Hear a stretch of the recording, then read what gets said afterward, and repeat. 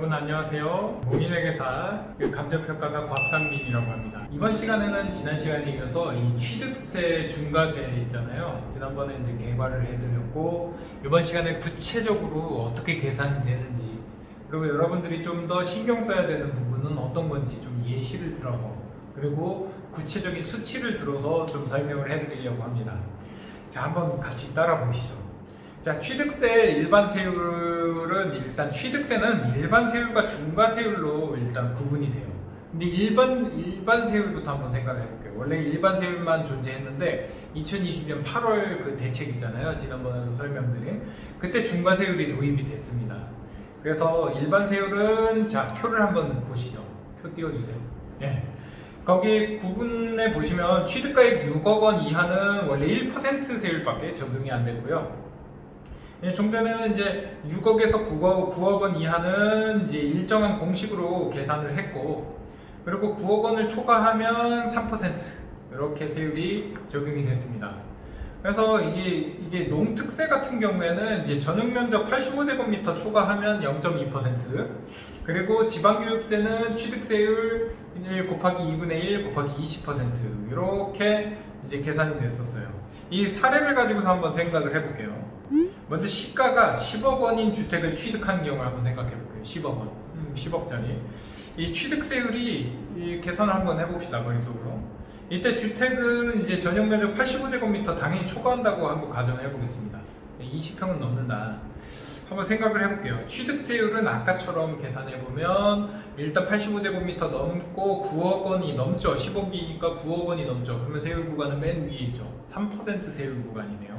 취득세율은 3% 적용된다고 한번 생각해 볼게요. 10억 원에 3%. 그러면은 이제 우리가 3천만 원 정도 나오겠다. 근데 취득세만 부과되는 게 아니고요. 이게 지방세법을 아셔야 되는데 취득세만 부과되는 게 아니고 농특세랑 교육세 이렇게 지방교육세가 부과됩니다. 결국에 그러면은 취득세에다가 몇 퍼센트, 아까 3%라고 했죠? 거기에 농특세율은 0.2%가 부과되고요. 그리고 지방교육세율은 0.3%가 부과돼요. 3% 곱하기 2분의 1 곱하기 20% 아까 공식 그 표에다가 띄워드렸죠. 그렇게 하면 정확하게 우리가 취득세 총 부담액은 3.5%라고 보셔야 됩니다. 그러면 10억짜리 집을 취득하면 좀 전에는 몇 퍼센트가 세금으로 나왔어요? 취득세가? 그렇죠. 3,500만 원이 세금으로 나왔겠죠.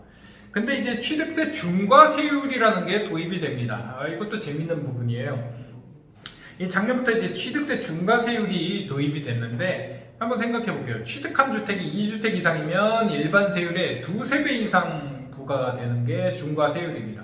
아까 3% 정도만 부과되던 것이 12%까지 뛸 수가 있는 거예요.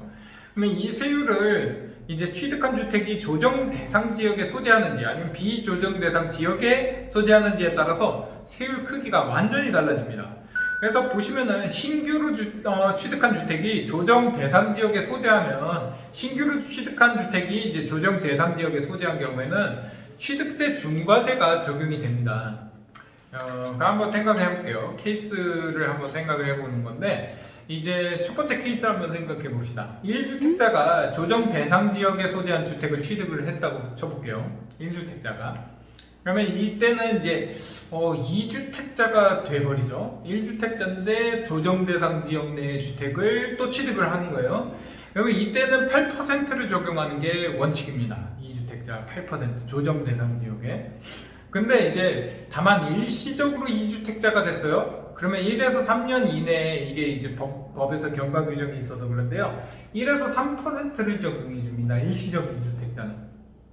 이런 사례를 한번 생각해 볼 수 있고요. 그 2주택자가 조정 대상 지역에 소재한 주택을 만약에 취득했다고, 그래서 3주택자가 됐다고 생각해 볼게요.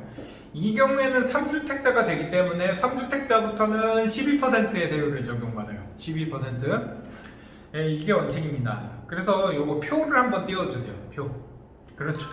그 표를 보시면은 거기에 취득세, 농특세, 85제곱미터 이하, 초과 이렇게 써놨죠. 그리고 지방교육세, 그리고 합계만 보셔도 충분하긴 한데 한번 볼게요. 1주택자는 취득세가 1에서 3%, 그리고 농특세 부과되고 지방교육세는 취득세율의 2분의 1 곱하기 20% 해가지고 합계를 내보면 1에서 3.5% 사이에 들게 됩니다. 일시적 2주택도 마찬가지로 1에서 3%, 그리고 0.2% 농특세, 그리고 지방교육세도 이렇게 계산이 돼서 1에서 3.5% 사이에서 이제 부과된다고 보시면 돼요. 근데 2주택자 보세요. 그 취득세가 일단 8%입니다. 이건 중과세 된다는 거죠. 2주택자부터 8%고 농특세랑 지방교육세 합치면 한 8.4%에서 8.6% 사이가 될 거예요. 그리고 4주택 이상이면 취득세가 3주택 이상이면 12%입니다. 법인도 마찬가지고요. 농특세는 0%, 그리고 농특세 85제곱미터 초과하면 0.2%. 지방교육세는 0.4%가 돼서 다 합계 내보면 결국 3주택 이상인 경우에는 12.4%에서 11.6%가 돼요. 그럼 무슨 소리예요? 그럼 3주택 이상이면 무조건 12.4% 이상의 세금을 물게 돼 있다. 엄청난 액수입니다. 엄청난 액수. 이처럼 신규로 취득하는 주택이 조정대상 지역에 소재하면 일시적 2주택을 제외하고서는 8에서 12%의 높은 세율을 적용받습니다. 그리고 여기 조정대상 지역이 어디예요? 서울이잖아요. 서울. 그래서 비싼 지역에 소재하면 일시적 2주택 제외하고 2주택 이상은 다 8% 넘는 이제 취득세율을 적용받게 됩니다. 그리고 신규로 취득한 주택이 비조정 대상 지역에 소재하면 조금 완화가 돼요. 이 신규로 취득한 주택이 이제 요 조정 대상 지역이 아니면은 일단 이런 케이스를 한번 생각해 볼 수 있어요. 1주택자가 비조정 대상 지역에 소재한 주택을 취득한 경우에는 이 경우에 이제 2주택자가 되죠. 그러면 2주택 기준으로 해서 8%를 적용하는 게 원칙입니다. 지금 세법에는. 하지만 이 신규 주택이 비조정 대상 지역이면 처분 기한 없이 그냥 1에서 3%를 적용해버립니다. 결국엔 옛날 그냥 일반 세율을 적용하겠죠.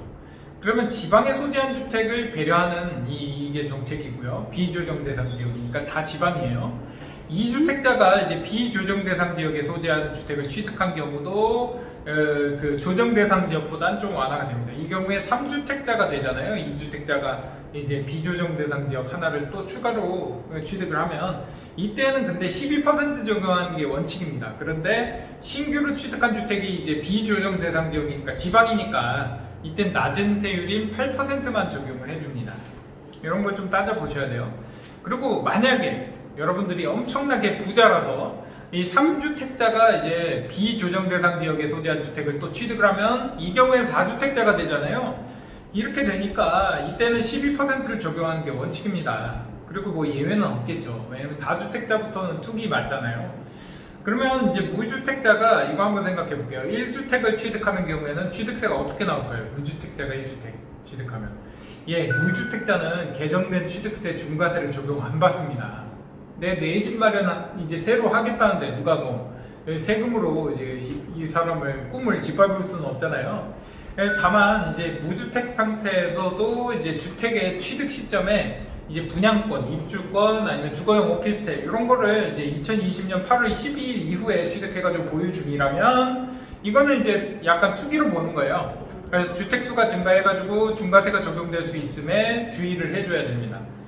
구체적으로 보면 1주택 취득할 때 이 취득가액 1에서 3% 상당액을 취득세로 내는데 그 공식은 다음과 같다고 보시면 돼요. 공식 한번 띄워주시죠. 보이시죠? 취득 당시에 가액이 6억 원 이하인 주택은 1%고요. 그리고 취득 당시 가액이 6억 원 초과하고 그리고 이 9억 원 이하인 주택은 해당 주택의 취득 당시 가액의 3분의 1 그리고 억 원, 그러니까 3억 분의 1 이걸 곱해주고요. 빼기 3 곱하기 100분의 1 하면 비율이 나오겠죠. 결국 뭐예요? 옛날에 우리 설명해줬던 것처럼 6억 이하면 1% 그리고 비례적으로 이렇게 증가했다가 3억, 9억을 넘어가면 3% 이렇게 해서 1에서 3% 사이에 취득세율을 적용받게 됩니다. 그 밖에 이제 농특세랑 이제 지방교육세율을 가산해도 3몇%가 될 거예요. 3.5% 정도 가장 높은 세율이.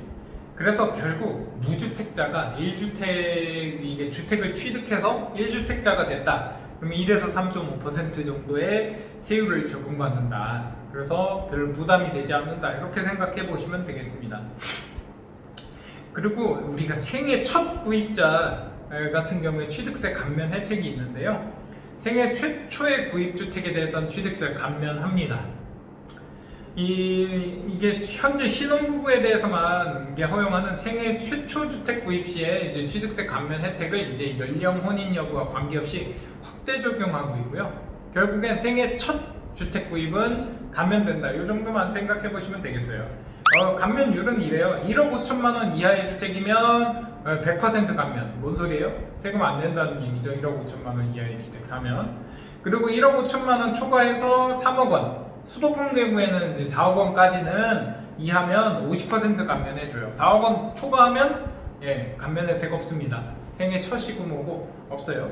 그래서 이 정도만 기억해 놓으시면 여러분들이 이제 취득세 계산 스스로 한번 해보실 수 있을 거예요. 대충 내가 5억짜리 주택을 살 거다. 그러면 세금이 한 요 정도 나오겠다. 현재 1세대 몇 주택이다. 이런 거에 따라서 세금이 어떻게 달라지는지는 여러분들이 알 수 있을 거예요. 그래서 지금 취득세 중과세에 대해서 이번 시간에는 알아봤습니다. 여러분들이 이 강의를 통해서 어느 정도 도움이 좀 되셨으면 좋겠어요. 그리고 주택 취득할 때 취득세에 대해서 어느 정도의 기초 지식은 쌓였다고 생각합니다.